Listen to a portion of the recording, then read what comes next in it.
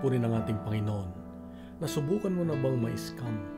Yung naniwala ka tapos peke pala. Meron akong isang kaibigan na naniwala sa health expert na tinatawag sa online. So wala siyang ginawa kundi makinig, naniwala, bumili ng produkto. Bandang uli, naubos ang kanyang pera, peke pala ang binibili niya. Dito ay may paalala ng Diyos sa atin ngayon, sa ating ebanghelyo. Sabi niya, mag-ingat kayo sa mga bulaang propeta. Mag-ingat. Bakit tayo pinag-iingat ng Diyos? Kasi marami na ang nasira ang buhay. Lalo ngayon, panahon ng tinatawag na artificial intelligence, ang daming nagagawang fake news. Ang daming nagagawang yung mga peking mga video, nafi-filter yung mga hindi maganda at masasama. Ang lumalabas lang yung mabuti at ginagawang tama yung masama. Ngunit pinag-aaralan namin kung ano itong artificial intelligence. At marami namang naibibigay na maganda. Napapabilis ang ginagawa, napapadali ang trabaho, nabibigyan ng solusyon kaagad ang mga problema. Kaya ginagamit ito sa siyensya, ginagamit sa medical, ginagamit sa amin sa engineering. Kaya lang, meron ding bad side na tinatawag na pag hindi mo pinag-aralang maigi, naniniwala ka agad, pwedeng sirain ang buhay mo. Kaya nga, hindi lahat ng kumikinang ay gintong totoo. Mag-ingat tayo dahil ang sabi ng Diyos, ito ay nakakasira sa atin. Lalo napapasamang ating buhay at nalalayo tayo sa Kanyang presensya.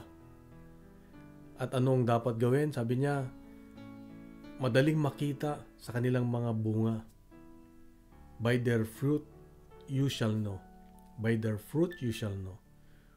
Kung totoo yung iyong pinaniniwalaan, pinakikinggan, makita mo sa bunga. Ano bang klaseng bunga ang tama at totoo? Una, meron kang kapayapaan. Meron kang kagalakan. Meron kang pagmamahal sa puso.